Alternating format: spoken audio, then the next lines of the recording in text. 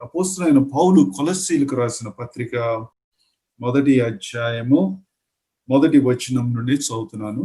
దయచేసి గమనించండి.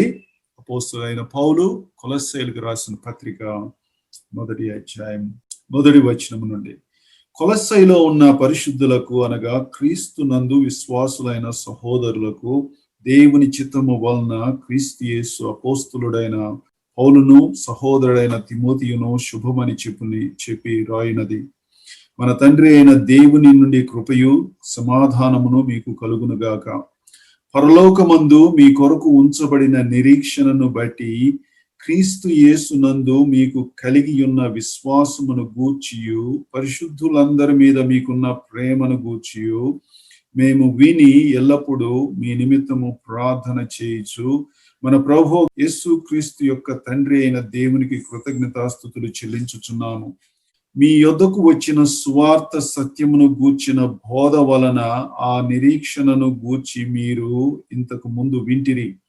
ఈ సువార్త సర్వలోకంలో ఫలించుచు వ్యాపించుచున్నట్టుగా మీరు దేవుని కృపను గూర్చి విని సత్యముగా గ్రహించిన నాట నుండి మీలో సహితము ఫలించుచు వ్యాపించుచున్నది. ఎపఫ్రా అను మా ప్రియుడైన తోటి దాసుని వలన మీరు ఈ సంగతులు నేర్చుకుంటిరి.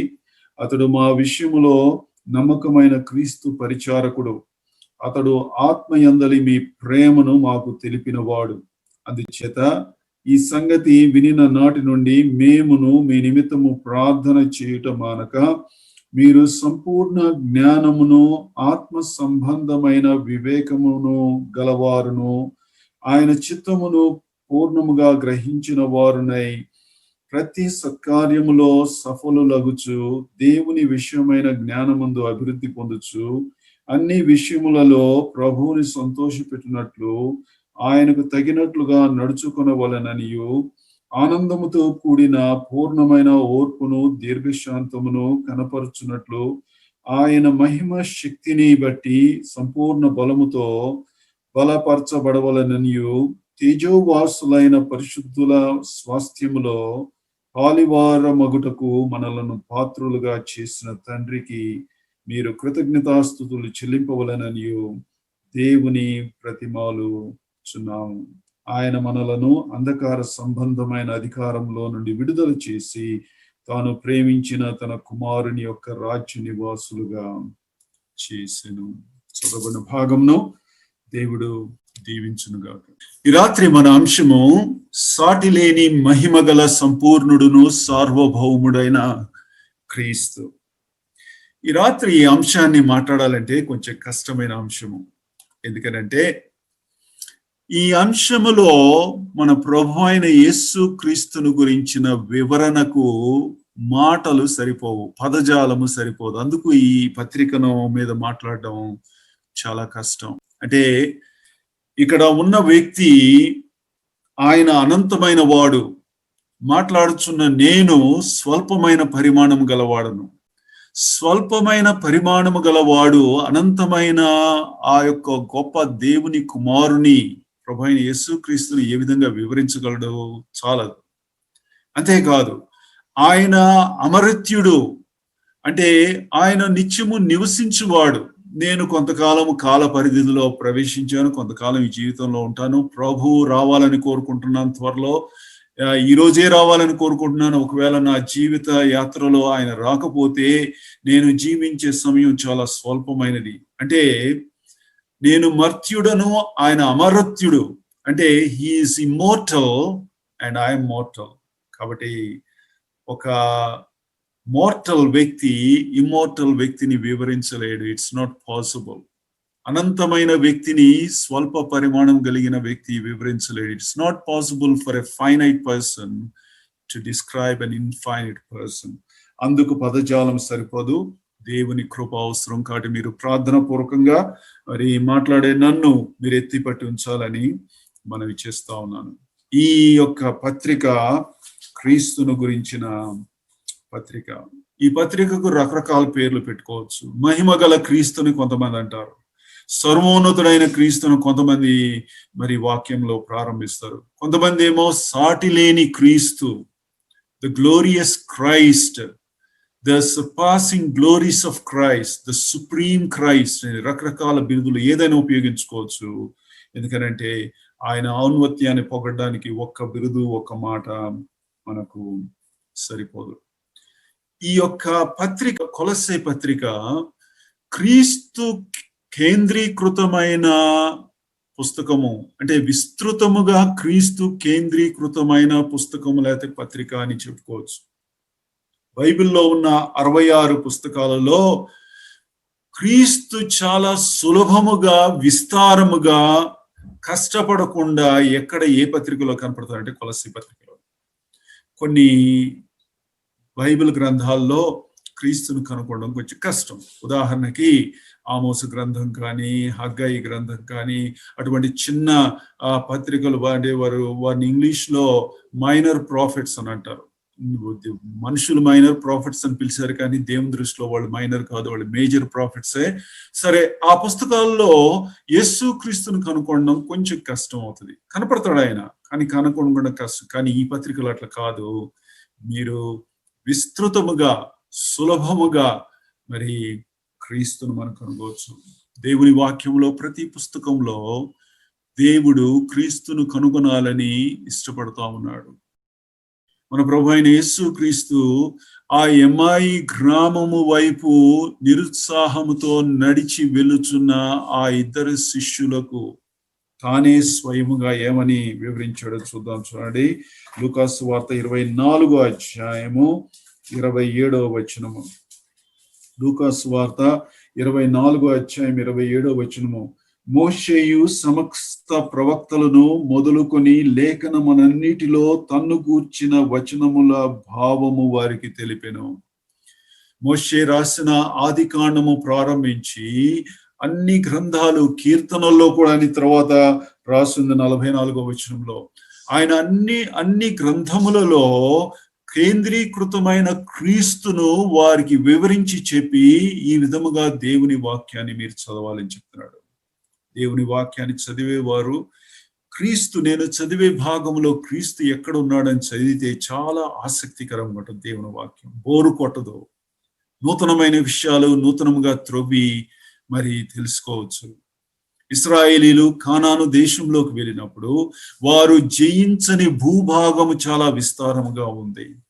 వారు ఇంకా మరి పండించని, దున్నని మరి ఆ యొక్క భూభాగం ఎంతో మిగిలిపోయి ఉన్నట్టు చూస్తా ఉన్నాం. భౌతికమైన ఆశీర్వాదాలలోనే వారికి మిగిలిపోయి ఉంటుండగా ఆత్మీయమైన ఆశీర్వాదాలు కలిగిన ఈ గ్రంథము ఎన్నటికీ తరిగిపోదు. కాబట్టి నూతన భూములు వెతకాలని, నూతన భూములను జయించాలని, అందులో ఉన్న దుష్ట మృగాలను వెలకొట్టి ఆ ప్రాంతాలను సస్యశ్యామలముగా మరి కల్టివేట్ అంటారు ఇంగ్లీష్ లో, సేద్యము చేయాలని మీ అందరికీ మనవి చేస్తా ఉన్నాను. బోధకులు కూడా ఈ విషయాన్ని జాగ్రత్తగా గమనించాలి. మన బోధలో కానీ ప్రతిసారి క్రీస్తును కేంద్రీకృతముగా పెట్టుకొని బోధించినప్పుడు అనేక మందిని క్రీస్తు యొద్దకు ఆకర్షిస్తాము. సిలువ వేయబడిన క్రీస్తు ఏ విధంగా అందరినీ ఆకర్షించాడో ఆ విధంగా విశ్వాసులను మనము ఆకర్షించబద్దులమై ఉన్నాం. ఈ పత్రికలో క్రీస్తు యొక్క మహిమను, ఔన్నత్యమును, హోదా, ఘనత, స్థానము నేను కొన్నే చెప్తున్నాను. ఇంకా చాలా విషయాలు దీనికి చేకూర్చవచ్చు. సంపూర్ణతను మీరు చాలా సులభంగా తెలుసుకోగలరు. దేవుడు అంటున్నాడు, క్రీస్తును గురించిన అవగాహన యొక్క ఎత్తు పెరగాలి అని అంటున్నాడు. క్రీస్తు ఎత్తు పెంచలేం మనం. క్రీస్తు ఎత్తు అనంతమైన వాడు, ఆయన్ని ఎవరు పెంచలేరు. మనం పెంచడానికి ప్రయత్నించినా కూడా కుదరదు. ఎందుకంటే ఆయన స్వతహాగా కలిగిన మహిమను, స్థానమును, ఘనతను, ఆయన కలిగిన ఆధిక్యతలు, వాటిని ఎవరు దానికి కలపలేము, తీసివేయలేము. అయితే ఆయన గురించిన అవగాహనలో మనం ఎత్తు పెరగాలంటున్నాడు దేవుడు. కాబట్టి ఈ రాత్రి నేను చేసే ప్రయత్నంలో కొంచెం చిన్న ప్రయత్నం ఏంటంటే, మీరు క్రీస్తును గురించిన కలిగిన అవగాహన ఎత్తుని ఇంకొంచెం పైకెత్తుతాను. తద్వారా ఎన్నో మేలులు మీరు పొందాలని ఆశిస్తాను. ఇక్కడ చూడండి, ఇక్కడ కొన్ని బొమ్మలు ఉన్నాయి. ఈ బొమ్మలు ఎక్కడి నుండి ఉన్నాయో మీరు అనవసరం, ఎక్కర్లేదు. దానిలో అర్థాన్ని చూసుకోండి. ఇదిగో మన క్రీస్తును గురించిన ఎత్తు ఎప్పుడు తక్కువగా ఉంటుంది. ఈ రాత్రి ఎత్తును కొంచెం పెంచాలనుకుంటున్నాను. ఒకవేళ ఇక్కడ ఆత్మీయ పరిపక్వత వచ్చిన కొంతమంది విశ్వాసులు మీ సంఘంలో ఉండుండొచ్చు. వారికి క్రీస్తును గురించిన అవగాహన కొంత ఎక్కువ ఉండుండొచ్చు. ఇంకా ఎక్కువ చేయాలని నేను ఆశపడు. ఎందుకు క్రీస్తును గురించిన అవగాహన చేయబడాలి అని అంటే చాలా విషయాలు ఉన్నాయి. కొన్ని విషయాలు మాత్రమే నేను బోధిస్తాను. ఇక్కడ చూడండి, మనం రేపటి దినమున బహుశా వీలైతే రేపటి కానీ ఎల్లుండి కానీ నేను ఈ విషయాన్ని 2వ అధ్యాయంలోకి వస్తాను. కొంతమంది ఈ లోకంలో ఉన్న కొంతమంది జ్ఞానులు, మత ప్రవిష్టులు, ఇంకా కొంతమంది అంటే మాటల ద్వారా ఇతరులను జయించగలిగిన వారు ఏమని చెప్తున్నారంటే, క్రీస్తు ఎత్తైన వాడే, మంచిదే, అది ఒప్పుకుంటాం, కానీ మాకు కూడా కొంత ఎత్తు ఉందని చెప్తున్నారు. 2వ అధ్యాయంలో 4 శత్రువులు ఉన్నారు. యేసు క్రీస్తుకు శత్రువులు కాదు, ఆయన జయించాడు శత్రువులను, కానీ సంఘమునకు శత్రువులు, అంటే మనకి శత్రువులు. మనం సంఘంలో ఉన్నాం. ఆయన ప్రస్తుతం పరలోకంలో ఉన్నాడు, మనం భూలోకం మీద ఉన్నాం. ఆయనకి శత్రువులు లేరు, కానీ మనకి శత్రువులు ఉన్నారు. కాబట్టి మనకి 4 శత్రువులు 2వ అధ్యాయంలో ఉన్నారు. వారు ఏమని చేస్తున్నారంటే, ఒక వ్యక్తి ఏమంటున్నాడంటే, క్రీస్తుకు చెందాల్సిన మహిమ నాకిమ్మని మోసపు పూరితమైన మాటలతో కొంతమందిని అతడు మోసం చేస్తా ఉన్నాడు.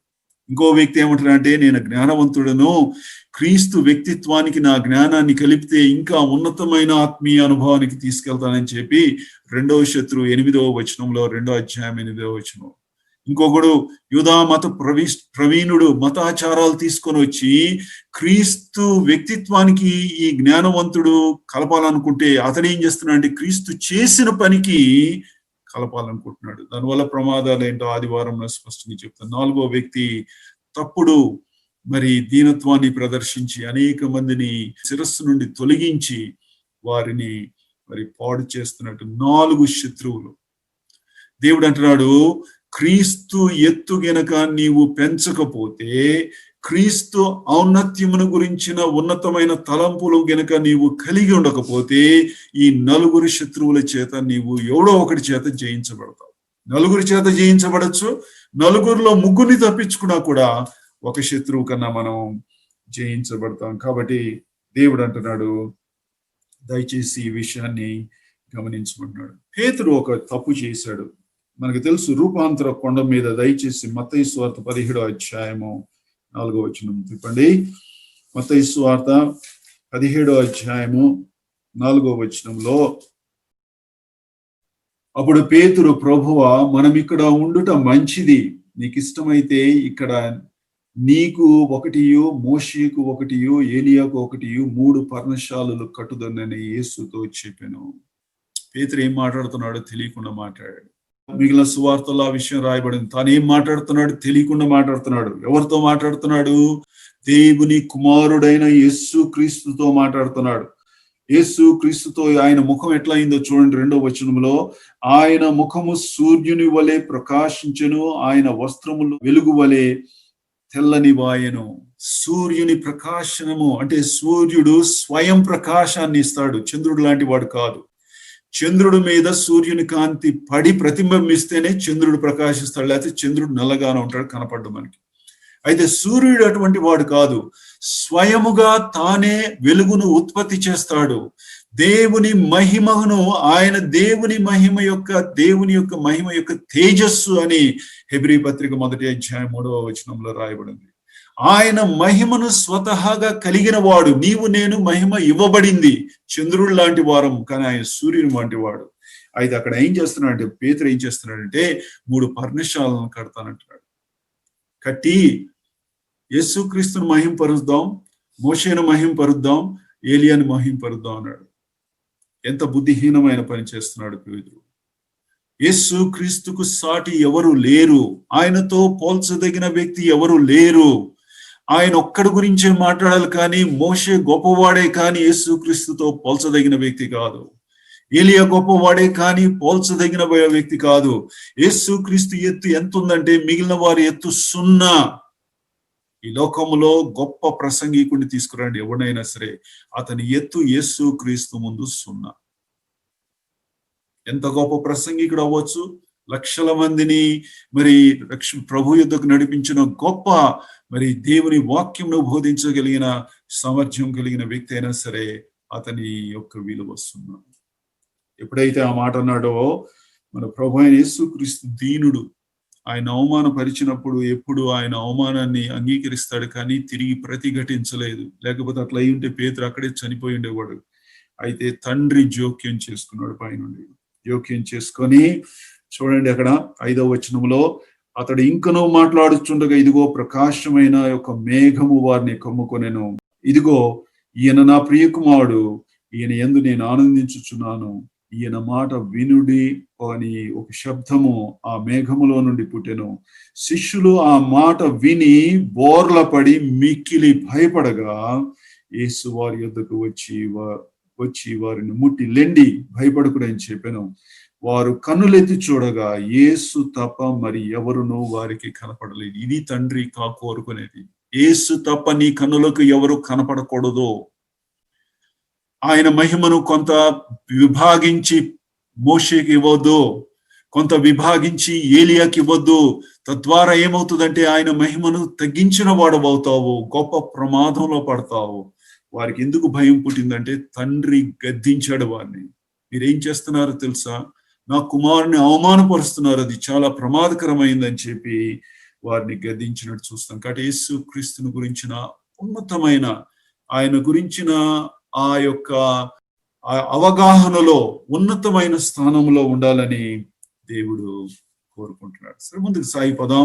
చూడండి, ఇక్కడ ఒక పటం ఉంది. ఇక్కడ ఈ పటంలో పక్కన ఎవరు లేరు. క్రీస్తుకు పక్కన ఏ వ్యక్తిని ఉంచడానికి వీల్లేదు. వారందరూ చదును చేయబడాలి.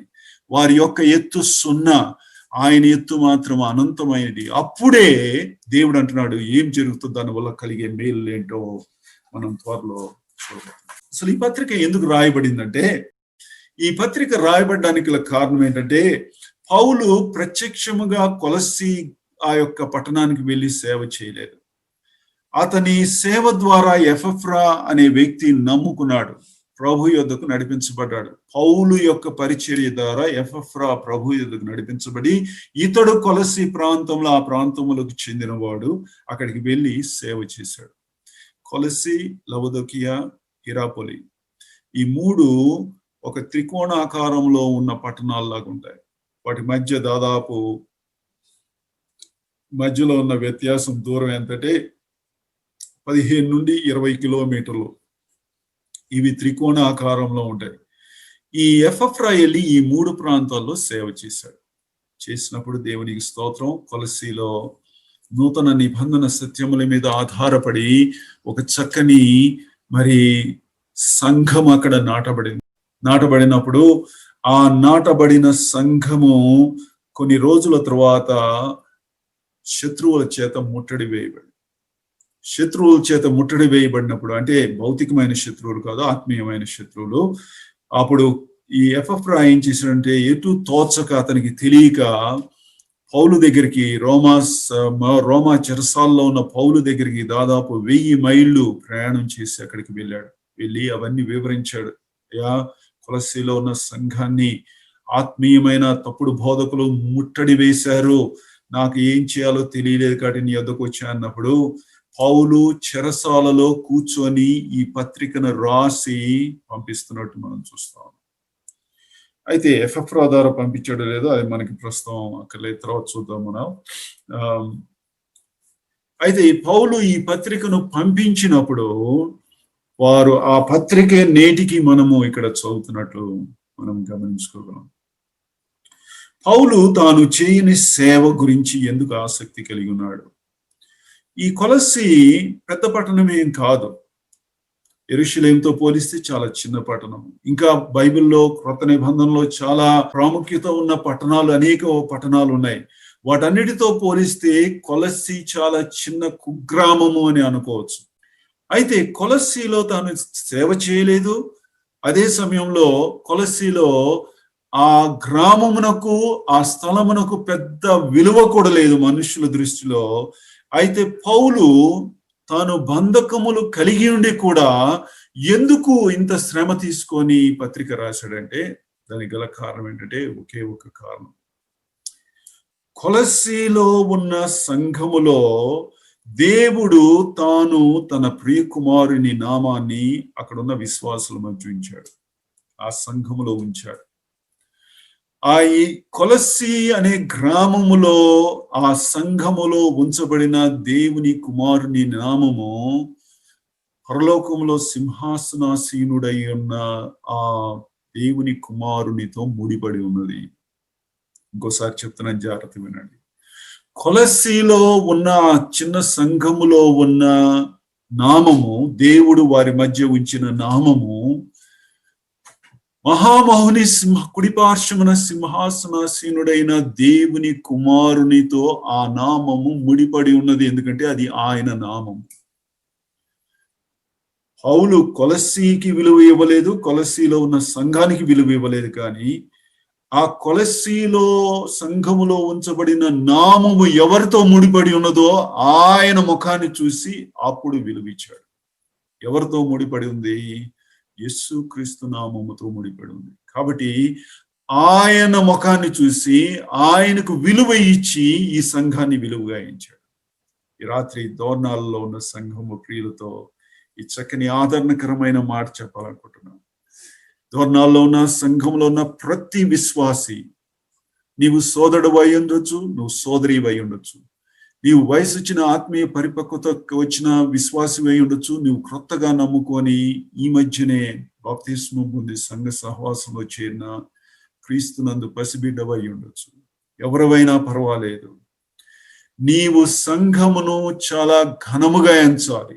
దోర్నాల్లో ఉన్న సంఘాన్ని ఎందుకు నీవు ఘనముగా ఎంచాలంటే ఆ ఊరికి విలువ లేదు, అక్కడ ఉన్న సంఘానికి కూడా పెద్ద విలువ ఉండకపోవచ్చు, కానీ అక్కడ ఉంచబడిన నామము దేవుని మహామహుని కుడిపార్శ్వమున కూర్చున్న యేసు క్రీస్తు, దేవుని కుమారుడైన యేసు క్రీస్తు నామము. కాబట్టి ఆయనను బట్టి ఆ సంఘమునకు విలువ వస్తుంది. ఈ విషయాన్ని గమనించాలని మనం చూస్తాం. అందరికీ, వింటున్న వారందరూ. సరే, ముందుకు వెళ్ళిపోదాం.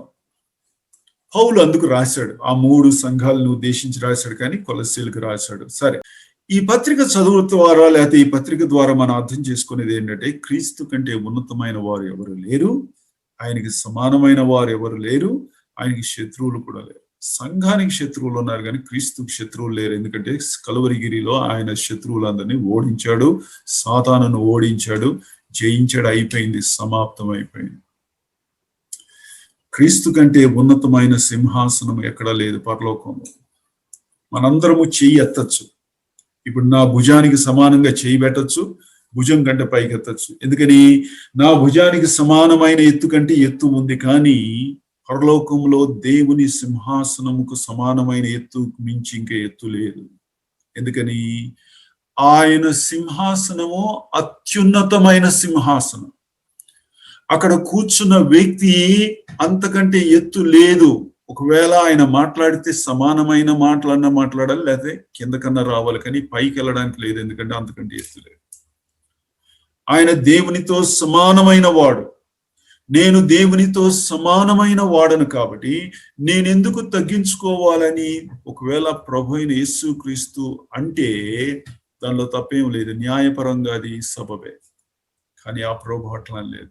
దేవునితో సమానమైన భాగ్యమని విడిచిపెట్టుట భాగ్యమని ఎంచుకొనలేదు, కానీ అతను తాను తగ్గించుకొని దిగి వస్తున్నాడు. చాలా సుందరమైన దృశ్యం. ఫిలిప్పీ పత్రిక 2వ అధ్యాయం 6వ వచనం నుండి 11వ వచనంలో చాలా సుందరమైన దృశ్యం. నేను అనుకుంటాను, ప్రతి ప్రభు దినమున ఏదో ఒక పురుషుడు, ఎవరైనా సరే, ఏదో ఒక సోదరుడు కనీసం ఒక్కసారన్నా దాన్ని ప్రస్తావించాలి. తను తాను దీనుడై తగ్గించుకొని దిగి వచ్చుచున్న ఆ ప్రభువు, ఆయన కంటే ఉన్నతమైన స్థానం లేదు. ఆయనకి సమానమైన వారు కూడా ఎవరు లేరు ఈ భూలోకం మీద. శత్రువులు కూడా లేరు. సరే, ముందుకు సాగిపోదాం. 4 దీవెనలు. ఈ పత్రికను ధ్యానించే వారికి 4 దీవెనలు. 4 కాదు, మీరు 10 రాసుకోవచ్చు, 20 కూడా రాసుకోవచ్చు. నేను కొన్ని 4 మాత్రం ఏరాను అంతే, ఎందుకంటే సమయాన్ని దృష్టిలో పెట్టుకుని. దేవుని కుమారుని గురించిన జ్ఞానములో అభివృద్ధి చెందితే ఆరాధనలో అభివృద్ధి చెందుతాం. ఎందుకంటే ఆరాధనలో దేవుని కుమారుని తండ్రికి సమర్పిస్తాం. ఆయన గురించి ఎక్కువ తెలుసుకుంటే మన దగ్గర ఎక్కువ ద్రవ్యాలు ఉంటాయి, సుగంధ ద్రవ్యాలు ఉంటాయి. కాబట్టి ఎక్కువ మనం ఆయనకి తండ్రికి ఇవ్వచ్చు. రెండవది, దేవుని ప్రణాళికలో పాలు పంపులు పొందవచ్చు. ఇశ్రాయేలీలు 40 దినాల ప్రయాణాన్ని 40 సంవత్సరాలు చేశారు. ఎందుకో తెలుసా?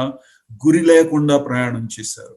గురి లేకుండా ప్రయాణం చేశారు కాబట్టి అరణ్యంలో గిరా గిరా గిరా గిరా తిరిగారు. అక్కడే ఇటెల్లాలో తెలియదు. ఎందుకని? వారి మనస్సులు వెనక్కి ఉన్నాయి, ఐగుప్తు వైపు ఉన్నాయి. కాబట్టి మనం కూడా జీవితంలో మరి ఇశ్రాయేలీల వరే గురి లేకుండా తిరిగి సమయాన్ని వృధా చేసుకుంటాం. నీ సంగతి తెలియక నేను గుండె మీద చేసుకొని చెప్పగలను, నేను నా జీవితంలో వెనక్కి తిరిగి చూస్తే ఎన్నో సంవత్సరాలు వృధా చేసుకున్నాను. దేవుని ఎదుట నా ప్రార్థన ఏంటంటే, నా యొక్క గతించిన గతాన్ని నేను మార్చుకోలేను దేవా, కనీసం భవిష్యత్తులో అయినా ఈ శేష జీవితంలో కొద్దిపాటి ఈ కొంతైనా ప్రయోజనకరంగా నీ కొరకు జీవించేటట్టు నాకు సహాయం చేయమని ప్రార్థన చేస్తున్నాను. దేవుని ప్రణాళికలో మనము సమయాన్ని వృధా చేసుకోకూడదు. గురి కలిగి జీవించాలి, ముందుకు వెళ్ళిపోతా ఉండాలి. దేవుని క్యాలెండర్ ప్రకారము మనం ముందుకు వెళ్ళిపోవాలి. క్యాలెండర్లో వెనకపడకూడదు. మనం ఎప్పుడు నిత్యము వెనకబడే రకాలే. దయచేసి ఇక దేవుని ప్రణాళిక. మూడోది, క్రీస్తు మహిమను ప్రదర్శించవచ్చు సంఘముగా.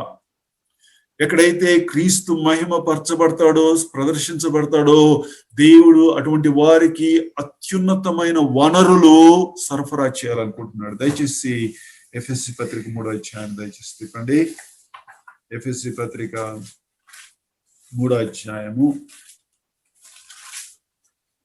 20వ వచనం చదువుతున్నాను చూడండి. ఎఫెసీ పత్రిక 3వ అధ్యాయం 20. మనలో కార్య సాధకమైన తన శక్తి చొప్పున మనము అడుగు వాటన్నిటికంటేను ఊహించు వాటన్నిటికంటేను అత్యధికముగా చేయ శక్తి గల దేవునికి క్రీస్తు యేసు మూలముగా సంఘములో తరతరములు సదాకాలము మహిమ కలుగును గాక.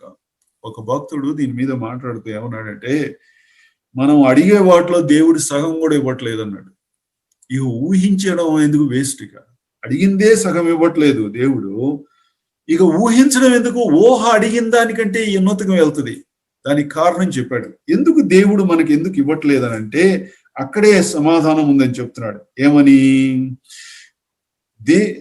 దేవునికి క్రీస్తు యేసు మూలముగా సంఘములో తరతరములు సదాకాలము మహిమ కలుగునుగాక. దేవునికి క్రీస్తు మూలముగా మహిమ కలగాలి, అది దేవుని ఉద్దేశం. అయితే మనం ఏం చేస్తున్నామంటే ఆ మహిమను దొంగిలిస్తున్నాం. నాకు కావాలి, నేను గొప్ప ప్రసంగికుడిని, అందరూ నన్ను పొగడాలి, కాబట్టి నేను దొంగిలిస్తున్నా. అట్లా మనం ప్రతి ఒక్కరము ఏదో రకంగా చేసే ఉద్దేశము దేవుని మహిమ కొరకు చేయట్లేదు, కానీ మన యొక్క స్వంత మహిమ కొరకు చేస్తున్నాం. కాబట్టి దేవుడు అంటున్నాడు, నువ్వు అడిగింది ఇవ్వనని చెప్తున్నాడు. ఒకవేళ యేసు క్రీస్తుకు చెందవలసిన మహిమ మీద నువ్వు చెయ్యి వేయకపోతే, if you don't touch the glory of God, దేవుడు అంటున్నాడు నువ్వు అడగడం కాదు, ఊహించిన దానికంటే ఎక్కువ ఇస్తావు. ఎప్పుడు? ఆ మహిమను నువ్వు తాకనంత వరకు, ఆ మహిమను నీవు దొంగిలించినంత వరకు. కానీ ఎక్కువ భాగము మనం మహిమను దొంగిలిస్తాం. కాబట్టి క్రీస్తు మహిమను దొంగిలించకూడదు. సంఘము క్రీస్తు మహిమను ప్రదర్శిస్తే, దేవుడు అంటున్నాడు, ఈ నీ సంఘమునకు, దోర్నాలలో ఉన్న సంఘమునకు మీరు అడిగిన వాటికంటే, ఊహించిన వాటికంటే ఎక్కువ ఇస్తాను. పరలోకం నుండి ఒక నది గనుక ప్రవహించి అంతరాయం లేకుండా విస్తారముగా నది గనుక ఎట్లా ప్రవహించి నీరుని తెస్తుందో, అట్లా సమృద్ధి అయిన వనరులు మీకు ఇస్తాను అంటున్నాడు. ఎంత చక్కని దేవుని వాగ్దానము. అనేక సార్లు దేవుని కొరకు ఎన్నో గొప్ప విషయాలు మనం తలపెట్టి విఫలమవుతున్నాయి. ఎందుకంటే క్రీస్తు మహిమను దొంగిలిస్తున్నాం మనం. నాలుగోది, సంఘం యొక్క శత్రువులకు ఇది మంచి మందు. ఇది యేసు క్రీస్తును గురించిన ఉన్నతమైన తలంపులు, ఆయన మహిమ సంఘం యొక్క శత్రువునకు మంచి మందు. ఈ రాత్రి ఒక్క నిమిషం ఇక్కడ ఆగాలనుకుంటున్నాను. మనలో ఎవ్వరం కూడా నేడు ప్రపంచంలో ఉన్న ఆరోగ్య సంక్షోభ గురించి మర్చిపోకూడదు. నాకు తెలిసినంత వరకు సంఘ చరిత్రలో ఎప్పుడు కూడా కొన్ని నెలల పాటు మందిరపు తలుపులు మూయబడి రొట్టె రసములో చెయ్యి వేయని అనుభవాన్ని నా మటుకైతే నాకు జ్ఞాపకం లేదు. నాకంటే వయసు వచ్చిన వాళ్ళు మరి వాళ్ళ జీవిత చరిత్రలో ఎప్పుడైనా జరిగిందో తెలియదు, వారిని అడిగి అలా. దేవుడే తానే ఈ రొట్టెలో రసంలో చెయ్యి వేయకుండా ఆపాడు. ఎందుకు తెలుసా? దేవుడు అంటున్నాడు, అలవాటు ప్రకారం చేస్తున్నావేమో, యాంత్రికంగా చేస్తున్నావేమో, రొట్టె రసం యొక్క అర్థం తెలియకుండా చేస్తున్నావేమో, ఆలోచించు, ఆగు, జాగ్రత్తగా ఆలోచించు అని చెప్పి దేవుడు మనల్ని ఆపాడు. తెలియదు, నేను ఆ దిశలో ఆలోచిస్తాను. ఇప్పుడు ప్రస్తుతం ప్రపంచంలో ఉన్న భౌతిక శత్రువు, ఆ శత్రువు నిజమైన శత్రువు కాదని ఎవరైనా వాదిస్తే అది బుద్ధిహీనత. ఆ శత్రువు తీవ్రత తెలుసుకోకపోవడం అవివేకం అని అంటాను. మనలో ఎవరైనా ఈ పాటికి చనిపోయి ఉండవచ్చు, ఆశపడక్కర్లేదు. మనలో జీవించే వాళ్ళు, మనలో ఎవరైనా సరే ఈ పాటికి ఏదో ఒక సందర్భంలో చనిపోయి ఉండవచ్చు. ఎందుకంటే మనం ఎన్నో తాకాం తెలియకుండా, ఎక్కడ ఏముందో మనకు తెలియదు. అయినా సరే దేవుడు మనల్ని ఏమైనా హెచ్చరిస్తున్నాడంటే, భౌతికమైన శత్రువు నిజమైన వాడు. భౌతికమైన శత్రువు నీ జీవితాన్ని తీసివేయగలడు, నీ జీవితాన్ని పాడు చేయగలడు. ఒకవేళ బ్రతికి ఉన్నా కూడా ఊపిరితిత్తులు పాడైపోయి జీవితం అంతా దౌర్భాగ్యమైన స్థితిలో జీవించగలిగిన స్తోమత ప్రస్తుతం ఆ వైరస్ కుంది. దేవుడు అంటున్నాడు, ఒకవేళ రాబోయే దినముల్లో ఆత్మీయమైన అటువంటి సందర్భము సంఘానికి వస్తుందేమో, జాగ్రత్త, ముందే సిద్ధపడి ఉండవు. ప్రస్తుతం ఉన్న ఈ రోగానికి మందు లేదు, కానీ సంఘమునకు ఏ శత్రువు వచ్చి ముట్టడి వేసినా సరే మందు కొలసి పత్రికలో ఉంది. ఈ రాత్రి నీ యొక్క ఆ షెల్ఫ్ లో ఈ మందును, ఈ వ్యాక్సిన్ ని దయచేసి ఉంచుకో. శత్రువు వచ్చినప్పుడు అప్పుడు నవ్వచ్చు అతను చూచి, ఏమనంటే, నీవు నన్ను ఏం చేయలేవు, ఎందుకంటే నా దగ్గర మందు ఉంది. ఈ రాత్రి ఈ ఆరోగ్య సంక్షోభను చూసి ఎవరు నవ్వలేరు, ఎందుకంటే ఎవడు చెప్పలేడు మా దగ్గర మందు ఉందని. ప్రతి వాడు భయపడి దాక్కుని ఉన్నారు, ఎందుకంటే అది నిజముగా హాని చేయగలిగిన గొప్ప రోగం. దేవుడు అంటున్నాడు, యేసు క్రీస్తు మహిమ సంఘము యొక్క శత్రువులకు మంచి మందు. అందుకు పౌలు ఈ పత్రిక రాస్తా ఉన్నాడు. మనం త్వరలో చూడబోతా ఉన్నాం, ఇప్పుడు కాకపోయినా ఎల్లుండి, 4 రకాల శత్రువులు ఉన్నట్టు మనం చూస్తాం. ఈ పత్రిక యొక్క ఒక విశ్లేషణ చూద్దాం. చూడండి, ఓవరాల్ పిక్చర్ ఇస్తాను నేను. ఈ పత్రిక మొదటి అధ్యాయంలో సాటి లేని మహిమ, సుప్రిమసీ ఆఫ్ క్రైస్ట్. రెండవ దాంట్లో సంపూర్ణత, ఆయన సంపూర్ణత సమృద్ధిని కలిగి ఉన్నాడు. మనకు కావలసినవన్నీ ఆయనలో ఉన్నాయి, సంఘమునకు కావలసినవన్నీ ఆయనలో ఉన్నాయి. ఆయనలో లేనివి సంఘమునకు అవసరం లేదు, ఎందుకంటే అవి ప్రమాదకరమైనవి. సంఘమునకు కావలసిన సమస్తము సంపూర్ణత క్రీస్తు నందు ఉన్నాయి. తెలుసుకోవాలి, అది చాలా గొప్ప మాటలు. అదే చెప్పాను నేను. ఈ పత్రికను వివరించడం చాలా కష్టం, ఎందుకంటే పదజాలము సరిపోదు. మన పదజాలము తక్కువ స్థాయి పదజాలము. అసలు దేవుడు రాయించి ఉంచినవి చాలా ఉన్నతమైన విషయాలు. దేవుడు అంటున్నాడు 3వ అధ్యాయంలో, నీవు శిరస్సు వంచగలిగితే, నీవు లోబడగలిగితే, ఇంగ్లీష్ లో సబ్మిషన్ అనే మాట చాలా బలమైన మాట. గొర్రెవలే నీవు లోబడగలిగితే, అప్పుడు దేవుడు ఏమంటున్నాడంటే, క్రీస్తు స్వరూప్యంలోకి 4వ అధ్యాయంలో నిన్ను మారుస్తాను. ఇది 1వ అధ్యాయము, ఇది 2వ అధ్యాయం, ఇది 3వ అధ్యాయం, ఇది 4వ అధ్యాయం. సబ్మిషన్ అనే మాట చాలా సుందరమైన మాట.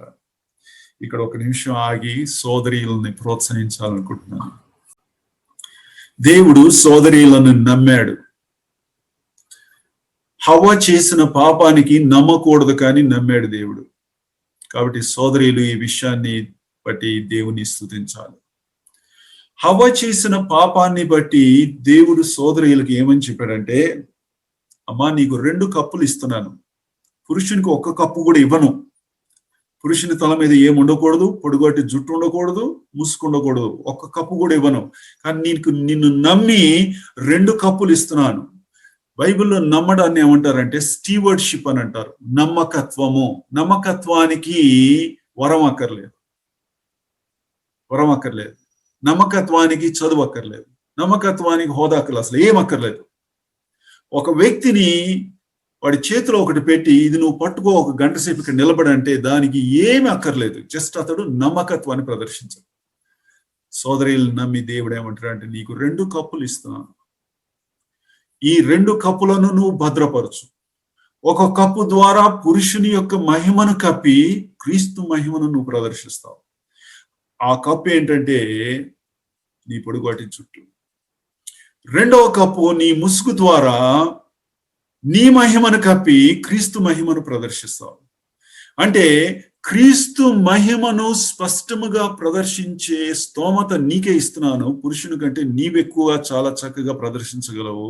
ఇదిగో ఈ 2 కప్పులు నీ చేతిలో పెడుతున్నాను, భూమిలో పాతి పెట్టొద్దు దయచేసి. బలా నమ్మకమైన మంచి దాసురాలా అనిపించుకున్నట్లు పని చేయని చెప్పి దేవుడిచ్చాడు. దానికి నువ్వు సబ్మిట్ అవ్వాలి. పొడుగాటి చుట్టూ పురుషుని మహిమను కప్పివేస్తుంది, ముసుగు సోదరీల మహిమను కప్పుతుంది. సంఘములో 3 మహిమకు పోటీ పడతారు. క్రీస్తు పోటీ పడతాడు, పురుషుడు పోటీ పడతాడు, సోదరి పోటీ పడతాడు. అయితే ఒక వ్యక్తి మాత్రమే పాత్రుడు, మిగిలినోళ్ళు అర్హులు కాదు. పురుషుడు అర్హుడు కాదు, సోదరి అర్హుడు కాదు. కాబట్టి వారి మహిమలు కప్పబడాలి. కాబట్టి దేవుడు అంటున్నాడు సోదరితో, నీ యొక్క పొడుగాటి వెంట్రుకల ద్వారా పురుషుని మహిమను కప్పుతావు కాబట్టి అతడు తొలగించబడతాడు. నీ యొక్క ముసుగు ద్వారా నీ మహిమ కప్పబడుతుంది కాబట్టి నీవు కూడా ప్రక్కకు జరిగిపోతావు. క్రీస్తు ఒక్కడే మిగిలిపోతాడు, ఆయన మహిమ ప్రదర్శించబడు. సోదరీలు సంఘములో కలిగించగలిగినంత సుందరమైన దృశ్యము పురుషులు కలిగించలేరు. దేవుని వాక్యం ఆధారంగా చెప్తున్నాను. అయితే సోదరి గనుక స్థానము తప్పిందంటే అంతకంటే వికృతముగా లేకపోతే కనపడే ఉండదు, విరుద్ధముగా, సౌందర్యమునకు వ్యతిరేకముగా. అయితే పురుషునికి దేవుడు ఏమని చెప్పాడంటే, నీ తల కప్పబడకూడదు అన్నాడు. అంటే అర్థం ఏంటి? ఏదైనా కప్పబడకపోతే అది బహిరంగంగా ప్రదర్శిస్తుందని అర్థం. అంటే పురుషుడితో దేవుడు ఏమని చెప్తున్నాడంటే, నీవు క్రీస్తు మహిమను బహిరంగంగా ప్రదర్శించే బాధ్యత నీకు ఇస్తున్నాను, దానికి నీవు లోపడాలి. అంటే పురుషులు గనుక ఆదివారంన నోరు తెరిచి స్తుతులు చెల్లించకపోయినా, లేకపోతే సిద్ధపడి వచ్చి ఆ 10 నిమిషాలు రొట్టె రసములో పాల్పంపులు పొందక ముందు చక్కని క్రీస్తుని గురించిన తలంపులు ఇవ్వకపోయినా పురుషుడు విఫలుడయ్యాడు. అంటే పురుషుడు ఆ తల మీద ఏమి ఉంచుకోకూడదు అనే దాన్ని ఉల్లంఘించాడు. ఈ విషయాలు ప్రభుత్వం అయితే ఇంకొకసారి మాట్లాడతాను, మనం ముందుకు దాటిపోదాం. ఈ యొక్క పత్రికలో సుదీర్ఘమైన ఉపోద్ఘాతం ఉంది, సుదీర్ఘమైన ముగింపు ఉంది. ఇంకే పత్రికలు అట్లా లేదు. చాలా సుదీర్ఘమైన ఉపోద్ఘాతం ఉంది, చాలా సుదీర్ఘమైన ముగింపు ఉంది. ఈ మధ్యలో 3 ప్రధాన అంశాలు ఉన్నాయి. ఒక అంశము క్రీస్తు, రెండవది సంఘము, మూడవది క్రైస్తవులు. ఈ మనసులో పెట్టుకుంటే మీకు సులభంగా అర్థమవుతుంది. క్రీస్తుని గురించిన భాగం ఏది, సంఘమును గురించిన భాగం ఏది, నన్ను గురించిన భాగం ఏది. దీన్నే ఇంకో రకంగా చెప్తున్నాను. క్రీస్తు బదులు శిరస్సు అనుకోవచ్చు, సంఘం బదులు దేహం అనుకోవచ్చు, మనుషులు అంటే క్రైస్తవులు అవయవం అనుకోవచ్చు. ఈ రకంగా కూడా ధ్యానించాలి. శిరస్సు, దేహము, అవయవం. ఇంకో రకంగా కూడా చెప్పుకోవచ్చు. సృష్టికర్త క్రీస్తు, మరి సృష్టి, నూతన సృష్టి సంఘము, నీవు నేను ఆ సృష్టిలో ఒక భాగము. ముందు దాంట్లోనేమో ఆ దేహంలో నీవు నేను అవయవములను, అయితే నూతన సృష్టిలో నీవు నేను ఒక భాగం. దేవుడు నూతనమైన సృష్టిని తేకముందు ఏమంటున్నాడంటే, ఈ భౌతికమైన సృష్టిని తీసుకొని వస్తున్నాడు. ఓ మానవుడా, భౌతికమైన సృష్టిని చూడు, కొంత నీకు అర్థమవుతుంది నా యొక్క గొప్పతనాన్ని. సముద్రాన్ని దేవుడు ఎందుకు సృష్టించాడో తెలుసా? ఆయన ప్రేమ యొక్క వైశాల్యతను, ఆ ప్రేమ యొక్క పరిమాణాన్ని నువ్వు కొలవలేవని చెప్పడానికి సముద్రాన్ని సృష్టించాడు. ఆకాశాన్ని అంత ఉన్నతమైన ఎత్తులో ఎందుకు చేశాడంటే, దేవుని యొక్క ప్రేమ ఎత్తును నువ్వు కనుగొనలేవంటున్నాడు. భూకంపాలకు ఎందుకు అంత విధ్వంసమైన శక్తి ఉందంటే, దేవుని శక్తి చాలా గొప్పది అని నిరూపించడానికి. కాబట్టి ఈ సృష్టి మనతో స్పష్టంగా మాట్లాడుతూ ఉంది. ఏ రకంగా? ఆకాశములు దేవుని మహిమను వివరించుతున్నవి. దేవుడు అంటున్నాడు, భౌతికమైన సృష్టిని చూడు, తాత్కాలికంగా ఉండే సృష్టిని నేను అంత ఘనంగా చేశాను. ఈ రోజు ఉండి రేపు తొలగించబడే సృష్టిని, అందులోనే నువ్వు ఎన్నో విషయాలు నేర్చుకుంటావు. నూతన సృష్టి అంతకంటే మహిమకరమైనది. నూతన సృష్టి శాశ్వతముగా నిలబడినది. నూతన సృష్టి ఆ నూతన సృష్టి ఎంత మహిమకరమైందంటే దాని మీద నీవు మనస్సు ఉంచాలి, నీవు పెట్టుబడి పెట్టాలి. ఇన్వెస్ట్మెంట్ అని అంటారు. చాలా మంది తప్పుడు స్థలాల్లో పెట్టుబడి పెట్టి దివాలా తీసిన కేసు. దేవుడు అంటున్నాడు, నీ ప్రేమ, నీ ఆప్యాయత, నీ సమయము, నీ శక్తి, నీ జీవితంలో ప్రథమ భాగము యవనంలో ఉండంగానే నీవు నా కొరకు ఆ శక్తి నీవు ముసలోడు అయిపోయిన తర్వాత అప్పుడు దేవుని సేవ చేద్దామని కాదు. మంచిదే, వృద్ధాప్యంలో వచ్చిన వాళ్ళు కూడా చేయాలి. కానీ ఇప్పుడు నువ్వు యవనంలో ఉండి అప్పుడు చేస్తాను అనుకోవడం అది తప్పు. దేవుడు అంటున్నాడు, ఈ నూతన సృష్టించమన్నాడు. మార్కు సువార్త 16వ అధ్యాయంలో తెల్లవారింది చూద్దాం. చూడండి, మార్కు సువార్త 16వ అధ్యాయంలో చాలా సందడి, కోలాహలము, పండుగ. ఎందుకంటే ఇది నూతన సృష్టికి ప్రారంభము.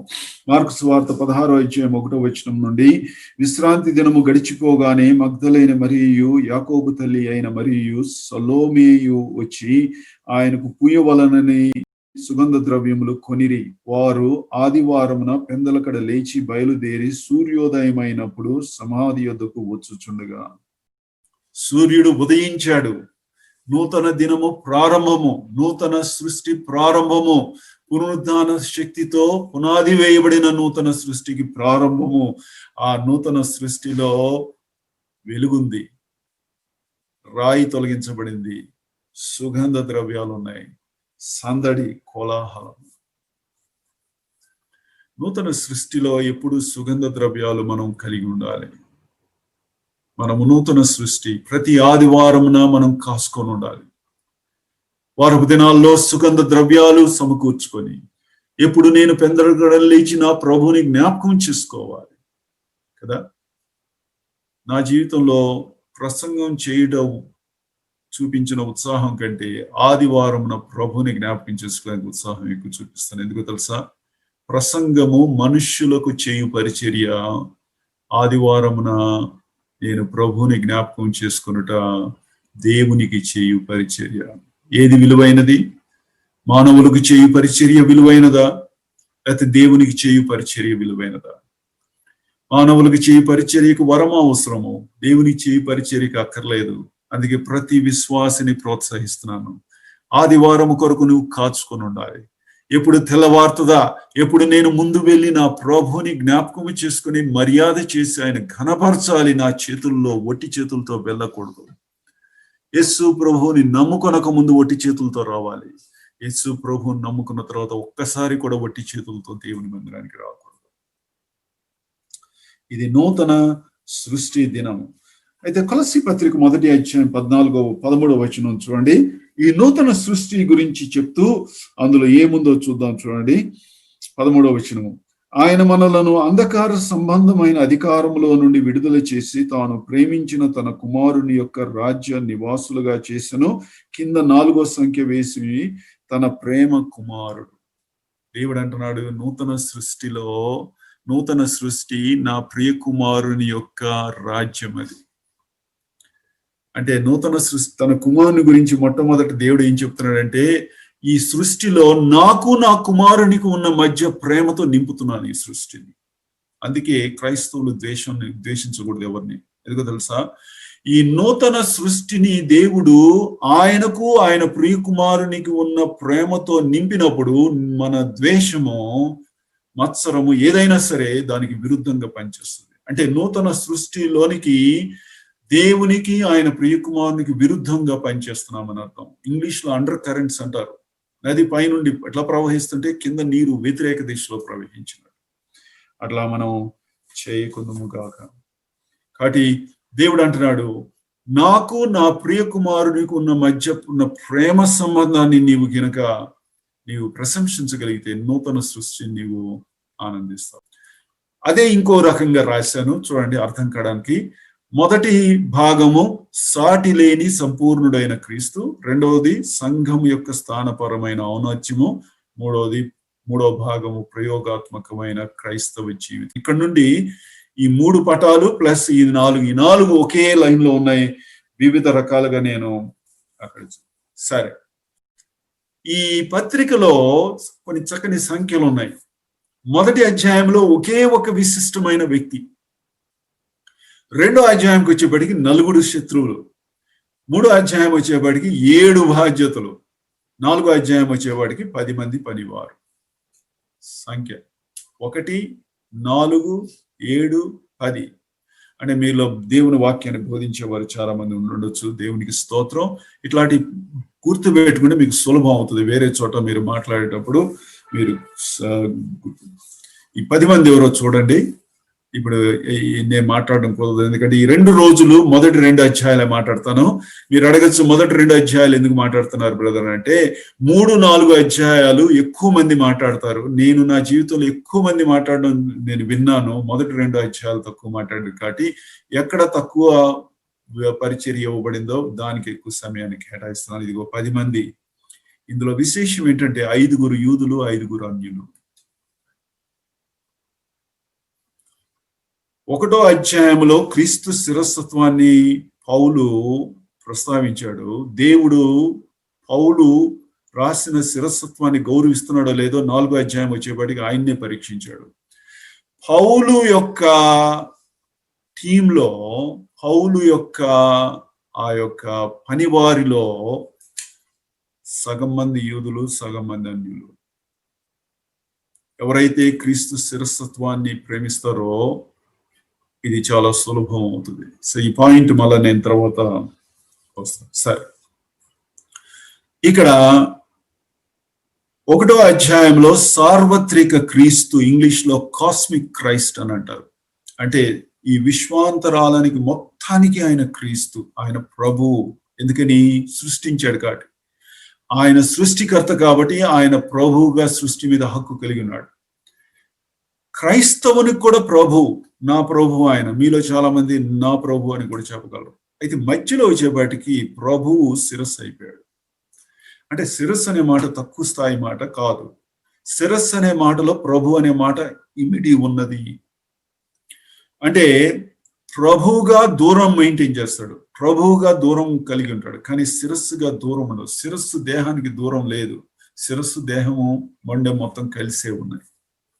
శిరస్సు అనే మాటలో సమీపత్వము, శిరస్సు అనే మాటలో సన్నిహిత్వము, శిరస్సు అనే మాటలో చాలా దగ్గరతనము. ఈ విషయాలు ముందు దినాల్లో మనం చూడబోతా ఉన్నాం. ఆదాము సర్వ సృష్టికి ఆయన శిరస్సుగా దేవుడు చేశాడు. కానీ ఒక్క వ్యక్తి మాత్రము చాలా దగ్గరగా సన్నిహితమైన సంబంధం కలిగి ఉంది. ఆమె పేరు హవ్వ. హవ్వకు కూడా శిరస్సు ఆదాము. కానీ సృష్టికి ఏ విధంగా శిరస్సు ఆ విధంగా శిరస్సు కాదు. హవ్వకు శిరస్సే కానీ భార్య కూడా. కాబట్టి చాలా సమీపత్వము, సన్నిహితమైన సంబంధం ఉంది. సో ఈ విషయాలు దేవుని చిత్తం అయితే ముందు చూద్దాం. మొదటి అధ్యాయం విశ్లేషణ తొందరగా నేను చేస్తాను. ప్రభు చిత్తం అయితే ఒక 10 నిమిషాల్లో నేను ముగిస్తాను. 1 నుండి 14 వరకు ఉపోద్ఘాతం చెప్పాను. సుదీర్ఘమైన ఉపోద్ఘాతం ఉందని. 1 నుండి 14ను సువార్తలో శక్తి అని కూడా మీరు అనుకోవచ్చు. మీలో ఎవరైనా సువార్త ప్రకటించేవారు ఉంటే, మీరు సువార్త ప్రకటించడానికి సువార్థికులు అవసరం లేదు. ప్రతి వాళ్ళు ప్రకటించవచ్చు. నమ్ముకున్న ప్రతి వ్యక్తి సువార్త ప్రకటించవచ్చు. మొదటి అధ్యాయాన్ని సువార్త అనే మాటల్లో మిగిలిన 4 అధ్యాయాలు చెప్పాలంటే ఈ రకంగా చెప్పచ్చు. మొదటి అధ్యాయము సువార్తలో శక్తి, 2వ అధ్యాయము సువార్తకు శత్రువులు, 3వ అధ్యాయము సువార్త ప్రభావము, 4వ అధ్యాయము సువార్త పనివారు. దేవుని సువార్తను నీవు నిజంగా ప్రేమిస్తున్నావా? ఆ 10 మందిలో ఉన్న లక్షణాలు నీకు కనపడాలి, లేకపోతే సువార్త వ్యక్తుడు కాదు. నేడు ప్రతి ఒక్క సువార్థికుని, ఆంధ్రాలో ఉన్న సువార్థికుడు కాదు, భారతదేశంలో కాదు, ప్రపంచంలో ప్రతి ఒక్క సువార్థికుని ఆ 10 మంది కొలబద్దతో కొలవాలి మీరు. అప్పుడే ఇక్కడ చెప్పబడిన సువార్తకు అనుగుణమైన పనివారు. మనకు నచ్చిన వాడిని టీంలో వేసుకోవడం కాదు దేవుడు ఇష్టపడ్డది. దేవుడు నచ్చిన వ్యక్తిని, దేవుడు అంటే సువార్తకు విభిన్నముగా ప్రవర్తించని వ్యక్తులను వారితో కలిసి పనిచేయాలి. చేయాలంటే అదిగో యూదులు అన్యులు కలిసి పని చేయాలని నేను చెప్పాను. సరే, 1-2 వచనాల్లో శుభాలు చెప్పాడు, తర్వాత 3-4లో వందనం చెప్పాడు ఆయన పౌలు. తర్వాత 5-8లో సువార్త ఫలితము, సువార్త చేయగలిగిన శక్తి ఫలితం ఏంటో చూపిస్తున్నాడు. సువార్తలో వచ్చిన ఈ శక్తికి సేవకుడు ఏ రకంగా ప్రతిస్పందించాలో చెప్పాడు. ఆ తర్వాత 13-14లో దీవెనలు చెప్పాడు. ఇక్కడ పౌలు ప్రతిస్పందించి ప్రార్థన చేస్తున్నాడు. పౌలు అక్కడ ప్రార్థన చేస్తూ 2 వ్యక్తులను తీసుకొచ్చాడు. యోసేపును తెచ్చాడు, హానోకును తెచ్చాడు. చూడండి, యోసేపు హానోకులు మధ్యలో చదువుతున్నాం. 9వ వచనం 12వ వచనం మధ్య, అంటే కొలస్సీ పత్రిక 1వ అధ్యాయంలో ఇక్కడ ఏమని రాస్తుందంటే, ప్రతి సత్కార్యములో సఫలులగుచు, ఫ్రూట్ఫుల్ అని రాశాడు ఇంగ్లీష్ లో. అన్ని విషయములలో సఫలత అనేది యోసేపును గురించి. అన్ని విషయములలో ప్రభువును సంతోషపెట్టినట్లుగా, ఆయనకు తగినట్లుగా నడుచుకొనవలెను. నడక అనేది హానోకు. యోసేపు గురించి ఒక మాట చెప్తాను చూడండి, దయచేసి ఆదికాండం 49వ అధ్యాయం. యోసేపు యాకోబు ప్రవచన రూపంగా తన కుమారుడు ఎంత మంచివాడో, భవిష్యత్తులో ఏం చేయబోతున్నాడో రాశాడు చూడండి. ఆదికాండం 49వ అధ్యాయము 22వ వచనంలో, యోసేపు ఫలించెడి కొమ్మ, ఊట యొద్ద ఫలించెడి కొమ్మ, దాని రెమ్మలు గోడ మీదకి ఎక్కి వ్యాపించును, విలుకాండ్రు అతన్ని వేధించిరి, వారు బాణములు వేసి అతన్ని హింసించి. ఏంటి గోడ? ఈ గోడ యువతలేమో ఇశ్రాయేలీలు, గోడ అవతలేమో అన్యులు. ఈ గోడ పేరు ధర్మశాస్త్రం. యోసేపు ఆయన ఎంత ఫలించాడంటే, ఆయన ఫలము గోడ దాటి అవతలకి అన్యులకి. అందుకు ఆయన అన్నదమ్ములు ద్వేషించారు. నీవు యూదులను తప్ప ఎవరిని ప్రేమించడానికి లేదు అంటే, యోసేపులో యేసు ప్రభువుని చూశారు. వాడు చూసి, యెహోవా దేవుడు యూదుల దేవుడు మాత్రమే, ఇతరులకు చెందకూడదు, అన్యులకు చెందకూడదు, అన్యులు మాతో సమానమైన వారు కాదు. వీరినే పౌలు ఫిలిప్పీ పత్రిక 3వ అధ్యాయంలో సిలువ శత్రువులు అని జాను. మేమెక్కువ, వారు తక్కువ, మాకెక్కువ దీవెనలు, మేము మిగిలిపోగా వారి దీవెనలు అని చెప్పినప్పుడు దేవుడు అన్నాడు, అట్లా కాదు. యూదులకి రక్షణ ఎంత అవసరమో అన్యులు కూడా అంతే. యూదులను ఎంతలా ప్రేమిస్తున్నా అంతే ప్రేమిస్తున్నాను. నేను గోడ దాటి అవతలకు వెళ్తాను, గోడ ఉన్నా లేకపోయినా ఒకటే, గోడను పగలగొడతాను. అదే ఎఫెసీ పత్రిక 2వ అధ్యాయంలో యూదులకు అన్యులకు మధ్య ఎందుకు ద్వేషించారు. దేవుడు అంటున్న కొలస్సీ పత్రికలో, ప్రతి విశ్వాసి నీకు ఇతర విశ్వాసులకు గోడ ఉండడానికి వీలేదు. ఒకవేళ నువ్వు ఇతర విశ్వాసులకి నీకు గోడ ఉంటే, నీవు కొలస్సీ పత్రిక 1వ అధ్యాయం 9వ వచనం దగ్గర ఆగిపోతావు, అంతకు మించి ముందుకు వెళ్ళలేదు. మనకు తోటి విశ్వాసులకు గోడలు ఉండకూడదు. అది ఏ గోడ అయినా అవ్వచ్చు. కులం అనే గోడ కొంతమంది కడతారు, సాంఘిక భేదాలనే గోడలు కడతారు. పేదవారు ధనవంతుడు, చదువుకున్నవాడు చదువు లేనివాడు, సంస్కారం కలిగిన వాడు సంస్కారం లేనివాడు, రకరకాల గోడలు మనం కట్టుకొని చాలా నష్టపోయాము. దేవుడు అంటున్నాడు, నీవు యోసేపులాగా ఫలించాలనుకుంటున్నావు, ఆ గోడ దాటి అవతలకి వెళ్ళాలి. అందరినీ సమానంగా నీవు ప్రేమించాలి. ఇద్దరి సమ్మతి లేకుండా నడవగలరా? హానోకు దేవునితో సమ్మతించి నడిచాడు, దేవుని అడుగుజాడల్లో నడిచాడు. దేవుడు అంటున్నాడు, నీవు నాతో సమ్మతించాలి, కానీ నేను నీతో సమ్మతించను. నువ్వు చేసే ప్రతి కార్యాన్ని మీద నేను సంతకం పెట్టను. నీవు నాతో సహకరించాలి. నేను చెప్పినట్టు నడిస్తే అప్పుడు మా ఇద్దరం కలిసి నడుస్తాం, లేకపోతే నేను ముందుకు వెళ్ళిపోతాను, నువ్వు ఆగిపోతావు. మన ఇద్దరికి కుదరదు అని అంటున్నాను. కాబట్టి ఈ విశ్లేషణ 14వ వచనం 15వ వచనం నుండి 19 వరకు యేసుక్రీస్తు మహిమలు దేవుని చిత్తం అయితే రేపటి దినం ఈ విషయం మాట్లాడతాను ఎక్కువగా.